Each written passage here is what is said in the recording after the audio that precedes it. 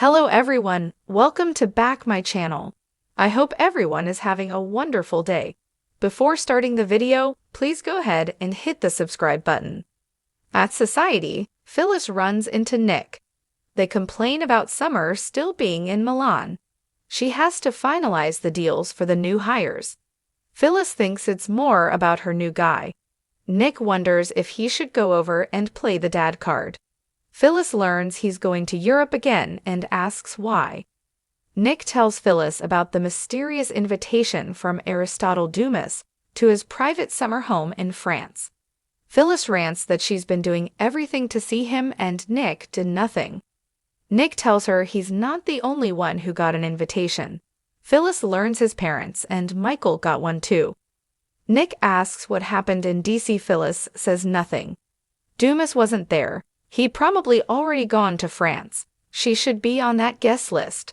Phyllis wonders why he's coming out of the shadows. Nick warns she doesn't have a shot at getting him to fund her company. Phyllis says she has a new plan of attack. Nick gets nervous when Phyllis uses the words plan and attack in the same situation. Phyllis reassures him. He and Amanda made her realize that he was unlikely to fund her company. That plan was too ambitious and too risky. She has a smaller plan where she sells him her expertise and business savvy. Nick chuckles. To do what exactly? Phyllis hopes he'll find a place for her in his organization. Nick asks what place she has in mind. Phyllis isn't ready to reveal the details yet. Nick reminds her he's her pal and sounding board. Phyllis doesn't want to jinx it. They banter, and Phyllis admits she has one of his companies in mind. He asks which one, but she won't say. Nick questions if it's a good idea to get into business with someone like Dumas. Phyllis calls him a hypocrite. He's going to his party.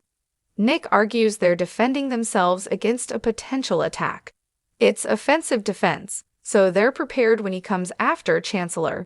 Phyllis asks if he's making moves. Nick admits they're on guard. He shrugs that he may not even go. Phyllis says he'll have to go if his dad wants him there. Nick says she's probably right. Phyllis asks what's the problem. Chancellor is privately owned. It's not like Dumas can take it away. Nick says that wouldn't happen. The fear is the damage he could cause trying. There's no way he's a Boy Scout. Phyllis shakes her head. Amanda wouldn't work for anyone shady. Nick tells Phyllis he's looking out for her. She says it's nice to know he cares. Nick's glad she's in a better place and advises her to stay away from Dumas completely. At the Abbott manse, Jack and Diane can't wait for their honeymoon. Jack is so ready he wants to leave right away. Diane would like nothing better. She can't wait to have him all to herself. They go over their itinerary, which will include Paris. Diane reminds him they can't leave just yet. Jack thinks they deserve a break after all they've been through. Jack asks for one little change to the itinerary. What if they ditch Greece and just focus on France?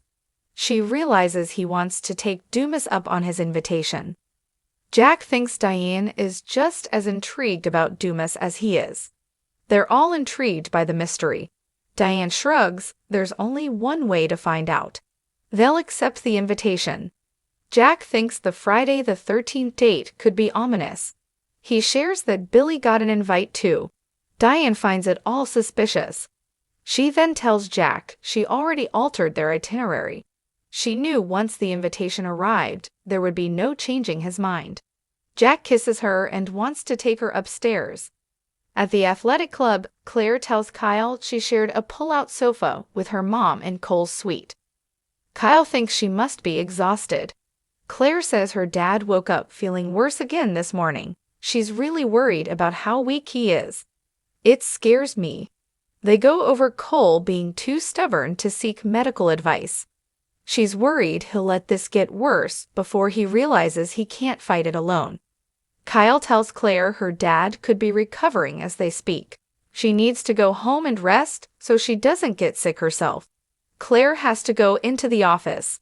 Kyle teases that she's as stubborn as her dad. He tries to kiss her, but she stops him in case she picked up her dad's bug.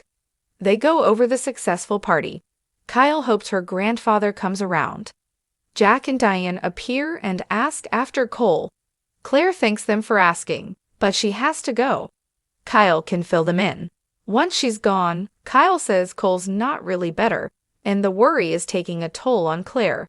The Abbotts fear Kyle will get sick. Kyle assures them he's fine, though he couldn't sleep last night wondering if he put a dent in Victor's armor. Jack doesn't think the speech would do it. Kyle reveals he also made him an offer. Jack squints. What kind of offer? Diane hopes it didn't compromise his integrity. Kyle wouldn't make that mistake again.